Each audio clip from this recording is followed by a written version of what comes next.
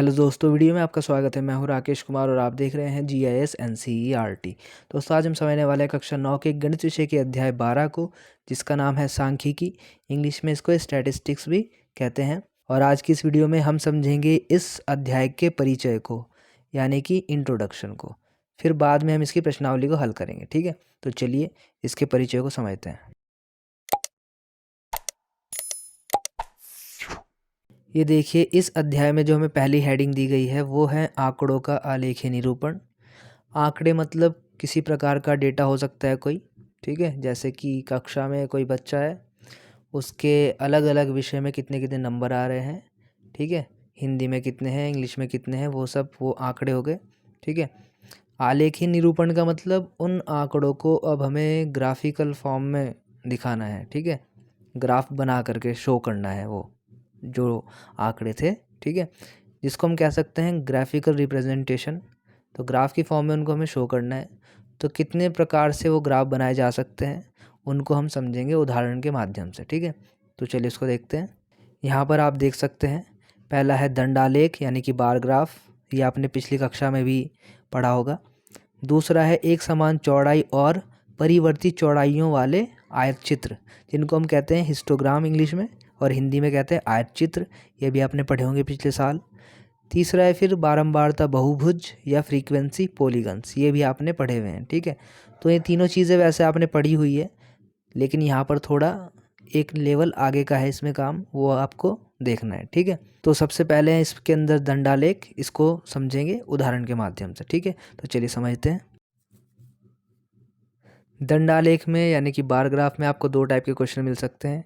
एक में तो ऐसा होगा कि जो बार ग्राफ है वो ऑलरेडी आपको बना हुआ मिलेगा इस तरीके से। ये दंडालेख आपको पहले से ही बना हुआ मिलेगा और इसके बेसिस पे कुछ क्वेश्चन दिए गए होंगे, वो क्वेश्चन के आपको आंसर बताने होंगे, ठीक। जैसे कि यहाँ पर एक दंडालेख दिया गया है, यहाँ पर दिया है जन्म के महीने और यहाँ पर है विद्यार्थियों की संख्या, यानी कि किस महीने में कितने विद्यार्थी का जन्म हुआ है, ये, ठीक है। ये इस चीज़ का डेटा है ये यहाँ पर। और इसमें कुछ क्वेश्चन पूछ लिए गए हैं, जैसे कि पहला क्वेश्चन है, नवंबर के महीने में कितने विद्यार्थियों का जन्म हुआ। तो यहाँ पे हम देख सकते हैं, नवंबर का महीना देखो कहाँ पर है, ये रहा नवंबर।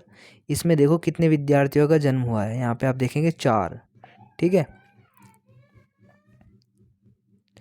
तो ये आप देख सकते हैं नवंबर के महीने में 4 विद्यार्थियों का जन्म हुआ है। फिर बात करते हैं इसके सेकंड पॉइंट की। इसमें कहा है किस महीने में सबसे अधिक विद्यार्थियों का जन्म हुआ। तो सबसे ज़्यादा विद्यार्थी किस महीने में जन्मे वो हमें बताना है। आप देख सकते हैं ये सबसे ऊपर जा रहा है बार, यानी कि अगस्त का महीना। अगस्त के महीने में सबसे ज़्यादा विद्यार्थियों का जन्म हुआ है, ठीक है। तो यहाँ पर सीधा सीधा आंसर है, अगस्त के महीने में सबसे अधिक विद्यार्थियों का जन्म हुआ है। तो ये तो एक टाइप हो गया इस प्रकार के क्वेश्चन का, जिसमें ऑलरेडी पहले से ही आपको एक दंडालेख बना हुआ मिलता है। लेकिन जो दूसरा टाइप है उसमें क्या है, उसमें आपको सिर्फ आंकड़े दे दिए जाते हैं, कुछ डेटा दिया जाता है और आपको उन डेटा की मदद से, उन आंकड़ों की मदद से अपने आप से ही एक दंडालेख बनाना होता है, ठीक है। तो चलिए इस टाइप के क्वेश्चन को देखते हैं। ये देखिए, ये है उदाहरण नंबर 2। इसमें दिया गया है एक परिवार ने जिसकी मासिक आय है 20,000 रुपये, विभिन्न मदों के अंतर्गत हर महीने होने वाले खर्च की योजना बनाई थी।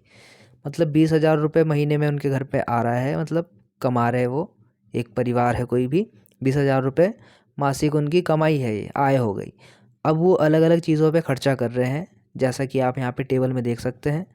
ग्रॉसरी यानी कि परचून का सामान पे 4,000 रुपये खर्च कर रहे हैं, किराया देने में 5,000 रुपये, बच्चों की शिक्षा में 5,000, दवाइयाँ 2,000, ईंधन 2,000, मनोरंजन में 1,000, विविध 1,000। ये इस तरीके से इनको डेटा दे दिया गया है। इस डेटा को देख करके, इन आंकड़ों को देख करके हमें एक दंडालेख बनाना है।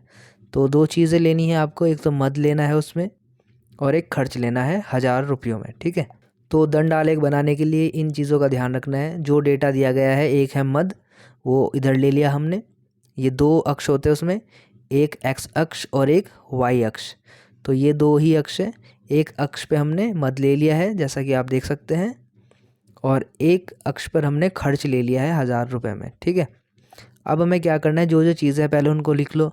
ग्रॉसरी है, कितना है ग्रॉसरी पे, कितना खर्चा हो रहा है, 4,000 रुपये का। तो हमने यहाँ पे 0 से लेके 1 2 3 4 7,000 रुपये तक मान लिया इस तरीके से, ठीक है। क्योंकि जो खर्चा हो रहा है मैक्सिमम वो 5,000 रुपये का तक का हो रहा है किसी एक चीज़ पर, ठीक। इसलिए 7,000 तक हमने लिख लिया यहाँ पे। और हम मान सकते हैं कि यहाँ से 0 से 1, 1 से 2 ये क्या है, 1 इकाई है, ठीक है। और जो ये 1 इकाई है बराबर कितना हो गया, 1,000 रुपया, ऐसा हम मान सकते हैं, ठीक है, 1,000 रुपये। तो हम यहाँ पे अलग से उसकी यूनिट लिख सकते हैं कि ये जो 1-1 सेंटीमीटर का गैप है वो कितना है। तो हम कह सकते हैं जो ये 1 इकाई है वो 1,000 रुपये के बराबर है, ठीक।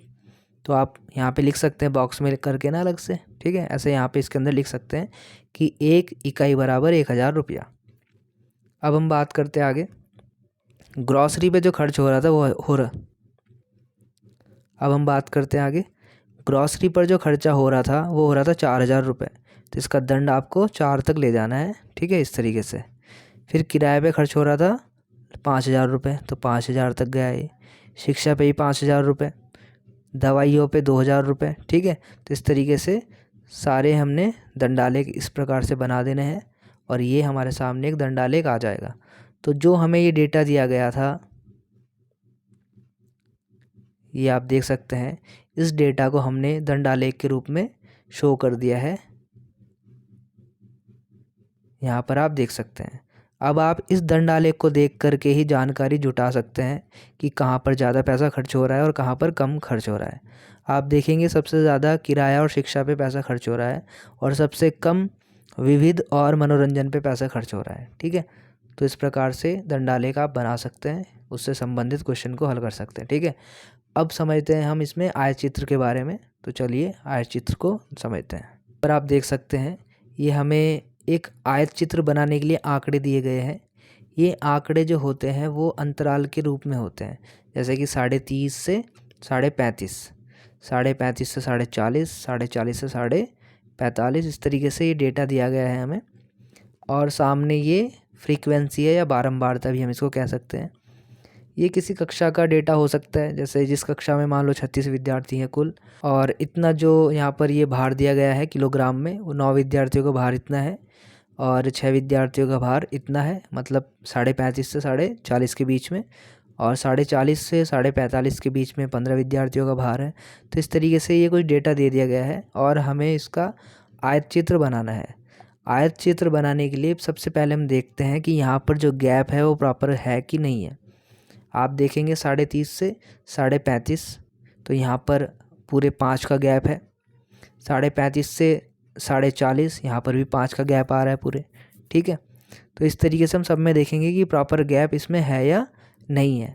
तो अगर प्रॉपर गैप है इनके बीच में, 5-5 का गैप है, तब तो समझो जो आयत की जो चौड़ाई होगी वो समान होगी, यानी कि जो ये बनेंगे ना दंड इस तरीके के, वो बराबर चौड़ाई के होंगे, यानी कि ये चीज़ बराबर होगी। लेकिन अगर इनमें गैप में अंतर होता है तो ये कुछ इस प्रकार से बनते हैं, ऐसे कुछ चौड़े ज़्यादा हो जाते हैं, ठीक है, कुछ चौड़े कम ही रह जाते हैं, ये वाला सिस्टम होता है, ठीक है। तो चलिए इसका आयत चित्र देख लेते हैं तो आपको और अच्छे से क्लियर हो जाएगा। ये आप देख सकते हैं यहाँ पर एक साइड में भार ले लिया है किलोग्राम में, ये देख सकते हैं आप, और यहाँ पर 0 से लेके 16 तक विद्यार्थियों की संख्या ले ली है।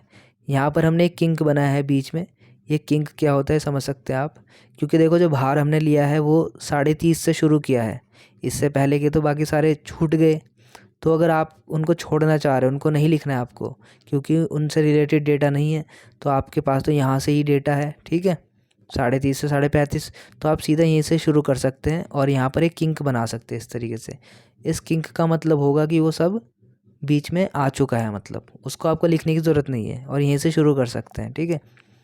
अब क्वेश्चन के हिसाब से 30.5 से 35.5 जो वेट है वो 9 बच्चों का है, तो 9 तक देखो हमने दंड आलेख के जैसा ये दंड बना दिया है, ये समझ सकते हैं। लेकिन दंड आलेख में अलग अलग होते हैं वे, लेकिन इसमें चिपके रहते हैं, एक साथ ही होते हैं, ठीक है, इसलिए कि ये ठोस आकार की तरह दिखाई देता है। फिर 35.5 से 40.5 है 6 बच्चों का भार, ठीक। इसी प्रकार से 40.5 से 45.5 है 15 बच्चों का भार, ठीक। तो इस तरीके से आप देखेंगे ये सब आपस में जुड़े रहेंगे, दंडालेख की तरह ही काम करना है लेकिन इसमें, ठीक है। तो ये तो सिंपल वाला था, यानी कि इसमें तो इनकी जो चौड़ाई होगी सेम होगी, लेकिन एक प्रकार का और आयत चित्र बनता है जिसमें ये जो चौड़ाई है इनकी वो अलग हो सकती है, क्योंकि उसमें और इसमें सिर्फ अंतर रह जाएगा अंतराल का। इसमें तो प्रॉपर गैप है इनके बीच में, उसमें प्रॉपर गैप नहीं होगा, कहीं पे कम या ज़्यादा हो सकता है। ठीक है, तो चलिए उसको भी देखते हैं। ये देखिए, ये है दूसरे टाइप का जो आयत चित्र है उसका डेटा है ये। इसमें आप देखो ध्यान से, 0 से 20, 20 से 30, 30 से 40, 40 से 50, 50 से 60, 60 से 70, यहाँ तक तो बिल्कुल ओके चल रहा है, 10-10 का गैप आ रहा है। लेकिन शुरू वाले में आप देखेंगे सीधा 20 का गैप हो गया, 0 से सीधा 20 पे चला गया। ठीक है, और लास्ट वाले में देखेंगे 70 और उससे अधिक, 70 से आगे तक का यहाँ पे बात की गई है। तो यहाँ पर भी डेटा गड़बड़ हो गया और यहाँ पर भी 2 जगह ज़्यादा या कम हुआ है। ठीक है, बाकी बीच में बिल्कुल 10-10 का गैप चल रहा था। और यहाँ पर जो है 70 और उससे अधिक, यानी कि कहाँ तक ले सकते हैं मैक्सिमम हम, 100 तक, ये क्वेश्चन में कहा गया है। यानी कि कुल मिला के 70 से 100 तक हमें यहाँ पे लेना है, 70 और 100, 70 से 100 तक। तो यहाँ पर एक तो 0 से 20 का गैप हो गया और यहाँ पे 70 से 100 का गैप, यानी कि यहाँ पे 30 का गैप आ रहा है और यहाँ पे 20 का गैप आ रहा है, बाकी बीच में 10-10 का गैप आ रहा है। तो इस केस में जो हमारा आयत चित्र है उसे बनाने के लिए हमें एक टेबल और बनानी पड़ेगी। ठीक है, वो देखिए कौन सी होगी टेबल। इसके लिए कुछ इस प्रकार की टेबल बनानी होगी। ठीक है, अंक होंगे, बारंबारता होगी, ये 2 चीज़ तो जो आपका डेटा है क्वेश्चन में, आंकड़े हैं, वही रहेंगे। इससे आगे वर्ग की चौड़ाई, यानी कि जो आप ये दंड खींचेंगे इसकी चौड़ाई कितनी होगी, इतनी होगी या कम होगी, वो सब चीज़। ठीक है, तो ये फिर यहाँ पे आएगी उसकी लंबाई, लंबाई कितनी रखनी है उसकी, इतना लंबा होगा, इतना लंबा होगा, वो चीज़। ठीक, तो इसके लिए हम क्या करेंगे, यहाँ पर आएगा जो यहाँ पे गैप है इनके बीच में, 0 से 20, यानी कि 20 का गैप है तो 20 रहेगा यहाँ पे। यहाँ पर देखेंगे 10 का गैप है, यहाँ पर भी 10 का, तो जितना भी गैप है वो सब लिख लेंगे। यहाँ पर देखेंगे आप 30 का गैप है, क्योंकि 70 से अधिक लेना था हमें, 100 तक हम ले सकते थे। अब आगे जो काम होगा, लंबाई जो हमें निकालनी है आयत की, वो कैसे निकलेगी। नीचे तो आपको ये 20 लिख के रहना देना है ऐसे ही, ऊपर आएगा ये 7 गुना करेंगे 10 से। अब यहाँ पे 10 से गुणा क्यों करनी है, 10 से गुणा करने का मतलब हुआ है कि कम से कम गैप कितना था, तो सबसे कम गैप तो 10-10 का ही था, उससे कम तो कोई गैप नहीं था। तो जो सबसे न्यूनतम अंतराल होगा उसको यहाँ पे लेना है आपको, 10 से गुणा करनी है। ठीक है, तो फिर इनको जब आप सॉल्व करेंगे आएगा 3.5, ऐसे यहाँ पे 10-10, इस तरीके से सॉल्व होके कम्प्लीटली आपका टेबल बन जाएगा ये पूरा। अब इस टेबल के बेसिस पे आपको एक आयत चित्र बनाना है। ठीक है, तो इससे बना बहुभुज आप यहाँ पर देख सकते हैं, ये प्राप्तांक दे दिया है यहाँ पर, और यहाँ पर है प्रति 10 अंक अंतराल पर विद्यार्थियों का समानुपाती मान। ठीक है, यानी कि जो 10-10 का गैप है उसके अकॉर्डिंग बना है ये। लेकिन एक आयत चित्र और है जो 10-10 के गैप पर ना हो करके डायरेक्ट जैसा डेटा में दिया गया था उसके अकॉर्डिंग बनाया गया है। ये आप देख सकते हैं, 0 से 20, ये देखो 7 तक दिया था, ये देख सकते हैं आप। ठीक, फिर 20 से 30, 10 तक। ठीक है, इसके अकॉर्डिंग बना हुआ है। 70 से अधिक 100 तक, ये हमारा 8 है। ठीक, ये इस तरीके से बना हुआ है, तो ये गलत है, जो बना है ये गलत तरीके से है। तो जो सही, जो प्रॉपर गैप लेकर के हमें बनाना है ये, तो प्रॉपर गैप के अकॉर्डिंग हमने 10-10 का गैप लिया था बीच में, उसके अकॉर्डिंग हमने बनाया है। ठीक है, देखो यहाँ पर तो सीधा विद्यार्थियों की संख्या लिखा है, लेकिन जो सही करके हमने बनाया है, टेबल को सही किया है हमने, 10-10 के गैप पे हमने बनाया है, वहाँ पे लिखा है कि प्रति 10 अंक अंतराल पर है ये, यानी प्रॉपर 10-10 के गैप पे इस प्रकार का बन के आएगा। ठीक है, अब जो पहले 0 से 20 तक का जो डेटा था वो सीधा सीधा क्या लिया जा रहा था, 7 तक का लिया जा रहा था। ठीक है, दोनों को ही साथ में काउंट किया जा रहा था। लेकिन यहाँ पर अब ऐसा नहीं है, जो नया डेटा आया है अब हमारे पास, जिसमें उसकी जो चौड़ाई होगी आयत की वो कितनी होगी और लंबाई कितनी होगी वो दी गई है। वर्ग की चौड़ाई होगी 20, यानी कि 0 से 20, तो जो उसकी आयत की लंबाई होगी वो 3.5 होगी, जबकि पहले ये 7 था। ठीक है, तो ये चीज़ है, अब ये कितनी होगी, 3.5 होगी। इसके हिसाब से हमें सेट करना है। अब ये प्रॉपर गैप में है। ठीक है, अगर आप प्रॉपर गैप नहीं करते तो आपको ये 7 करना पड़ता फिर, जो कि गलत हो जाता फिर। ठीक है, अब 20 से 30 का जो गैप है वो 10 है, 30 से 40 का गैप भी 10 है, आप देख सकते हैं टेबल के अंदर। ठीक है, और जो 70 से 100 के बीच का गैप था वो हमारा आ रहा है 2 पॉइंट समथिंग है 2.67, ठीक है। तो उसके अकॉर्डिंग ही सेट करना है यहाँ पे 2.67 पे लगभग यहाँ पे आएगा ये, ठीक है। तो इस तरीके से दो प्रकार के आयत चित्र होते हैं, एक तो जिसमें अंतराल बिल्कुल प्रॉपर रहता है प्रॉपर गैप पे, और दूसरा वो होता है जिसमें गैप कम या ज़्यादा हो जाता है। तो उसमें आपको एक टेबल और एक्स्ट्रा बनानी पड़ती है आयत चित्र की चौड़ाई के लिए और उसकी लंबाई के लिए, ठीक है। तब जाके हम एक आयत चित्र बना पाते हैं ठीक से, ठीक है। तो अब हमारा रह गया है बारंबारता बहुभुज, तो चलिए इसको भी समझते हैं। बारंबारता बहुभुज बनाने के लिए आपको आयत चित्र के बारे में पता होना ज़रूरी है, क्योंकि आयत चित्र की मदद से आप इस बारंबारता बहुभुज को बना सकते हैं। कैसे बना सकते हैं? सबसे पहले आप यहाँ पे देख सकते हैं, ये एक हमारे पास है आयत चित्र, और इस आयत चित्र में आप देखेंगे कि यहाँ पर जितने भी ये यहाँ पे आयत बने हुए हैं, अगर आप इनके बीच के बिंदु लो यानी कि मध्य बिंदु लो, ठीक है, और इनको मिला दो इस तरीके से, जैसे कि आप देख पा रहे हैं, ठीक है। ये मिला दिए, तो मिलाने के बाद जो ये लाइन आएगी पूरी, ये लाइन, इस लाइन को क्या बोलेंगे हम? एक बारंबारता बहुभुज, ठीक है। तो इस प्रकार हम देख सकते हैं कि आयत चित्र के जो मध्य बिंदु हैं, ठीक है, प्रत्येक आयत का जो मध्य बिंदु है, अगर उनको आप मिला देते हैं तो हमारे पास एक बारंबारता बहुभुज प्राप्त हो जाता है, ठीक है। अब इसमें एक चीज़ का और ध्यान आपको रखना है, जैसे यहाँ पर हमने मध्य बिंदु ले लिया है, ठीक है। अब इसको किससे जोड़ना है या कहाँ से शुरू करना है? तो इसको हम शुरू करेंगे इन दोनों के बीच में जो मध्य बिंदु है, यहाँ से शुरू करेंगे। इससे जोड़ा, इससे जोड़ा, इसको यहाँ पे जोड़ा, फिर यहाँ पर, फिर यहाँ पर, यहाँ पर और यहाँ पर, इस तरीके से ये कंप्लीट हो जाएगा, ठीक है। यहाँ पर भी आप देख सकते हैं ये मध्य बिंदु में लिया गया है इन दोनों के, तो मध्य बिंदु को ही मिलाना होता है, ठीक है।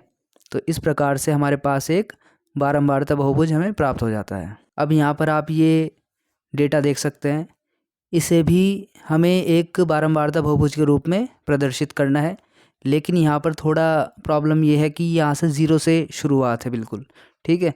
जबकि जो पहले वाला था, ये आप देखेंगे यहाँ पर 25.5 से स्टार्टिंग है, तो इनके बीच में से ले लिया। लेकिन जब यहाँ पर इस बार शुरू से ही स्टार्टिंग है, तो कहाँ से हम शुरू करेंगे बारंबारता बहुभुज बनाना, ठीक है। तो बहुत आसान है, समझ लेते हैं। ये देखिए यहाँ पर आयत चित्र बना दिया गया है डेटा के अकॉर्डिंग। अब चूंकि ये 0 से ही शुरू है, ठीक है, तो यहाँ पे ये मध्य बिंदु ले लेंगे इनका, ठीक। तो शुरुआत कहाँ से करेंगे? शुरुआत होगी इस बार, जैसे यहाँ पर 0 है, 10 है, 20 है, तो लेफ़्ट साइड आ जाओ नेगेटिव में, 0 फिर -10 -20 इस तरीके से। तो 0 और -10 के बीच में जो बिंदु है, ये यहाँ से हमें इस बार शुरुआत करनी है, और बाकी तो इनके ये जो मध्य बिंदु है इनको लेना है, फिर इनको मिला देना है इस तरीके से। मिलाने के बाद जो बन के आएगा वो क्या होगा? एक बारंबारता बहुभुज, ठीक है। अब बात करते हैं जो ये मध्य बिंदु हैं, इन मध्य बिंदु को क्या कहते हैं हम, ठीक है। ये मध्य बिंदु कहलाते हैं वर्ग चिन्ह। आप यहाँ पर देख सकते हैं, वर्ग चिन्ह बोल दो इनको या क्लास मार्क्स बोल दो। वर्ग चिन्ह ज्ञात करने का तरीका होता है, वर्ग चिन्ह बराबर होता है ऊपरी सीमा प्लस निम्न सीमा बटे 2 से इसको भाग करना है, ठीक है। अब इन वर्ग चिन्ह के आधार पर ही हम दूसरे जो बारंबारता बहुभुज है उन्हें बनाना सीखेंगे। ये देखिए, ये है उदाहरण नंबर 5, और इसमें कहा गया है एक नगर में निर्वाह खर्च सूचकांक यानी कि कॉस्ट ऑफ लिविंग इंडेक्स का अध्ययन करने के लिए निम्नलिखित साप्ताहिक प्रेक्षण किए गए, ठीक। ये देखिए यहाँ पर निर्वाह खर्च सूचकांक दिया है और यहाँ पर सप्ताहों की संख्या, यह 140 से 150, यहाँ पर है 5, 150 से 160, यहाँ पर है 10, यहाँ पर 160 से 170, 20, इस तरीके से पूरा डेटा हमें दिया गया है। कुल योग है 52। इस डेटा की मदद से हमें एक बारंबारता बहुभुज बनाना है, लेकिन बिना आयत चित्र खींचे, ठीक है। तो कैसे बनाएंगे? इसके लिए हमें चाहिए होगा वर्ग चिन्ह। इस टेबल में आप देख सकते हैं, ये तो हो गए वर्ग, ये हो गई बारंबारता जो हमें पहले से ही टेबल में दी हुई है, लेकिन एक हमें और कॉलम बनाना है वर्ग चिन्ह का। वर्ग चिन्ह कैसे ज्ञात करते हैं? इन दोनों का योग करना है और 2 से उसको भाग कर देना है, तो आएगा इतना।